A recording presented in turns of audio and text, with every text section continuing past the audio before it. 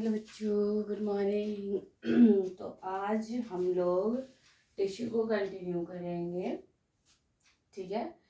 तो हमने टिश्यू का इंट्रोडक्शन दिया था कि टिश्यू होता क्या है, group of cells which perform a specific function, ठीक है ना। उसको हम लोग क्या बोलते हैं, टिश्यू बोलते हैं। एक ग्रुप ऑफ सेल है जिसके शेप और फंक्शन एक जैसे होते हैं और परफॉर्म करते हैं स्पेसिफिक फंक्शन, उसको हम लोग क्या बोलते हैं, टिश्यू बोलते हैं। सेल से टिश्यू बनता है, टिश्यू से ऑर्गन बनता है, ऑर्गन से ऑर्गन सिस्टम बनता है, ऑर्गन सिस्टम से ऑर्गेनिज्म बनता है, ठीक है। और अब हम लोग पढ़ेंगे क्या, वहां पे मैंने तुम्हें पढ़ाया था कि there are two types of tissue, plant tissue and animal tissue. तो हम लोग सबसे पहले प्लांट टिश्यू को डिस्कस करेंगे पूरा डिटेल में, थोड़ा थोड़ा सबके बारे में जानेंगे। उसके बाद हम लोग पढ़ेंगे एनिमल टिश्यू के बारे में, ठीक है।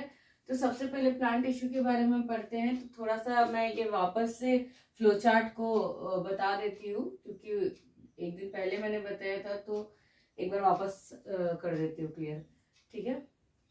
तो there are two types of plant tissue, one is meristematic tissue and second is permanent tissue, ठीक है। तो मेरिस्मेटिक टिश्यू के भी 3 टाइप्स होते हैं, ठीक है ना। ये आसान होता है याद करने के लिए फ्लो चार्ट को, इसलिए मैंने ऐसे बता दिया। मेरिस्मेटिक टिश्यू के भी आप ऐसे भी याद कर सकते हो, MMT मेरिस्मेटिक टिश्यू, PMT, ठीक है ना। परमानेंट टिश्यू, तो मेरिस्मेटिक टिश्यू, परमानेंट टिश्यू। अब मेरिस्मेटिक टिश्यू के भी 3 टाइप्स होते हैं। मेरिस्मेटिक टिश्यू के भी कितने टाइप्स होते हैं, 3 टाइप्स होते हैं। First is lateral meristematic tissue, second is intercalary meristematic tissue and third is apical meristematic tissue. आप ऐसे लिया के नाम से भी याद कर सकते हो कि लिया, ठीक है ना। MMT लिया, ठीक है ना। तो MMT की है लिया, तो ऐसे याद कर सकते हो। L stand for lateral meristematic tissue, I stand for intercalary meristematic tissue and A stand for apical meristematic tissue. फिर देखेंगे हम लोग परमानेंट टिश्यू को। There are 2 types of permanent tissue, one is SPT and second is CPT. SPT stand for smooth permanent tissue.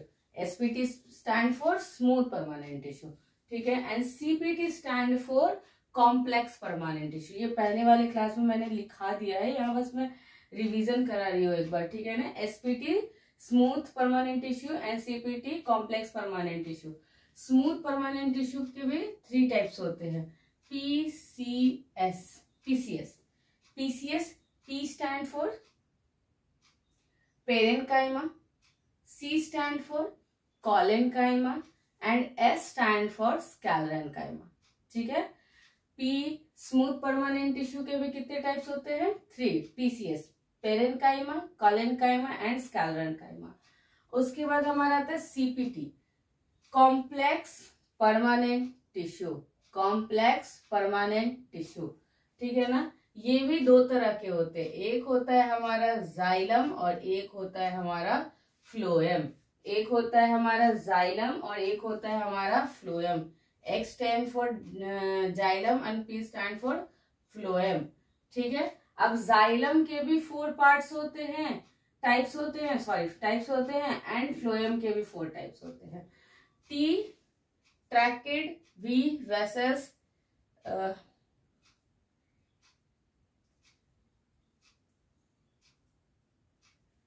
Xylem, parenchyma and xylem fibre, ठीक है ना। X के xylem के भी 4 टाइप्स होते हैं, T for tracheids, V for vessels, XP for xylem parenchyma and XF for xylem fibres, ठीक है ना।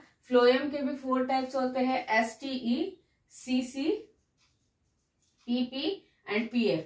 STE, CC, PP and PF, ठीक है।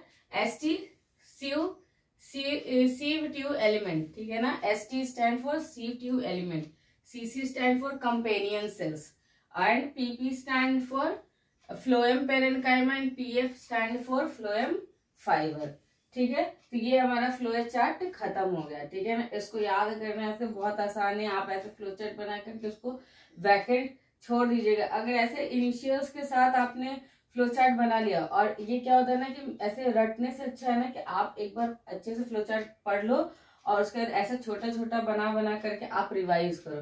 तो ये ऐसे सीपीटी ऐसे बोलो, सोचोगे, खुद सोचोगे अरे मैंने क्या लिखा था, CPT for complex permanent tissue.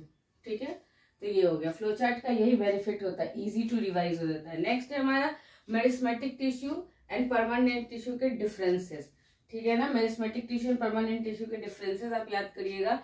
तो what is meristematic tissue, list 4 point of meristematic tissue, what is permanent tissue, list 4 point of about permanent tissue, या कुछ ऑब्जेक्टिव भी पूछ दिए तो ऐसे करने से ना आपको ये आंसर्स मिल जाएंगे। ठीक है, तो पहला क्या है, it has capacity to divide.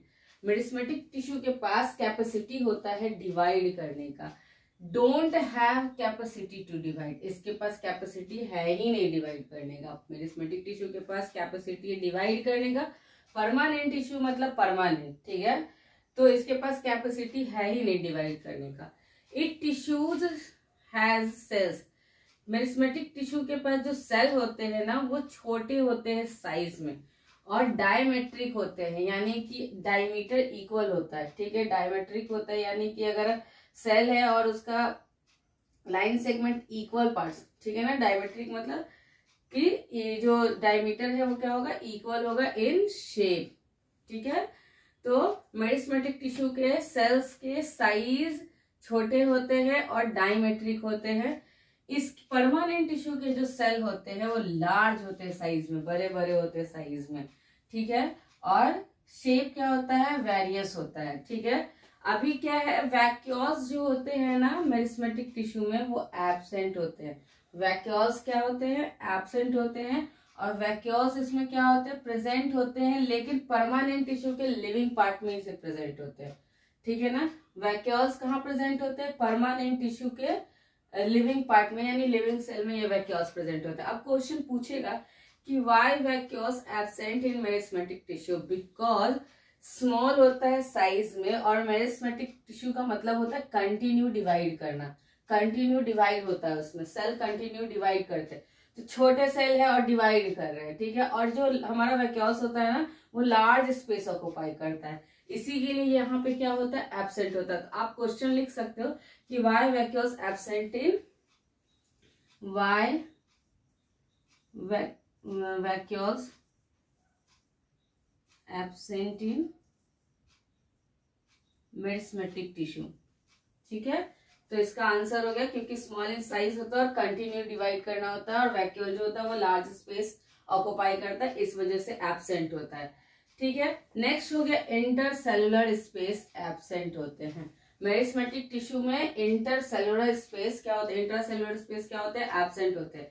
ये देख रहे हो, ये एक टिश्यू है, इसके जो सेल्स है, ग्रुप ऑफ सेल्स को टिश्यू बोलते हैं, इसके बीच में जो गैप है, गैप बिटवीन सेल, इसी को हम लोग बोलते हैं क्या, इंट्रासेलुलर। ये जो स्पेसेस है इसी को हम लोग क्या बोलते हैं, इंट्रासेलुलर स्पेसेस, जो कि इसमें क्या होते हैं, एब्सेंट होते हैं, छोटा होता है साइज में तो एब्सेंट होते हैं, और इंट्रासेलुलर स्पेसेस होता है ये क्या होता है, इसमें प्रेजेंट होता है।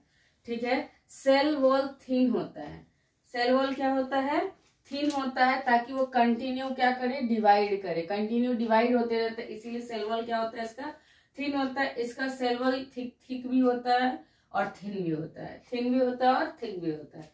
ठीक है, तो जल्दी जल्दी एक बार आप वापस डिवाइड कर लेते हैं, meristematic tissue and permanent tissue. Capacity to divide, don't capacity have to divide. ठीक है, सेल्स के पास छोटे स्मॉल होते हैं साइज में, इस मेरिस्मेटिक टिश्यू के जो सेल होते हैं छोटे होते हैं साइज में, डायमेट्रिक होते हैं शेप में।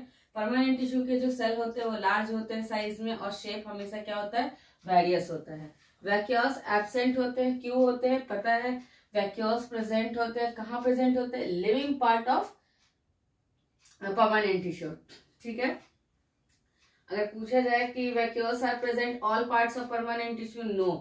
ठीक है, सिर्फ living part of permanent tissue. Intercellular spaces absent होते हैं, इंटरसेलुलर स्पेसेस प्रेजेंट होते हैं। सेल वॉल थिन होता है, सेल वॉल थिन और थिक होता है। आपसे पूछा जाए कि is there intercellular spaces absent होते हैं, हाँ हाँ सही सही सही सही। ठीक, तो ये हो गया छोटा सा क्विक रिवीजन के लिए मैंने ऐसा छोटा सा क्लास किया और बार बार रिपीट करती हूँ। ठीक है, ताकि आप जल्दी जल्दी चीज़ों को सोचो। मैं ऐसे ही छोटे छोटे ही टॉपिक्स, एकदम छोटे छोटे टॉपिक्स को ही क्लियर करूंगी ताकि आपको पढ़ने में और रिवाइज करने में आसानी होगा। डेली 14 से 15 मिनट का क्लास होगा, maximum two maximum 20 minute 25 minute जाएगा, मैक्सिमम हाफ एन आवर जाएगा। वो भी उसमें मेरी बातें ही ज़्यादा रहेंगी, टॉपिक्स कम ही रहेंगे। तो ठीक है ना, तो टॉपिक्स छोटा रखती हूँ ताकि आपको कम बर्डन लगे और जल्दी से पढ़ाई करें। और डेली अगर पढ़ेंगे थोड़ा थोड़ा तो आप लोग ज़्यादा टॉपिक को कवर कर पाएंगे आसानी से। एक बार रिवाइज कीजिए।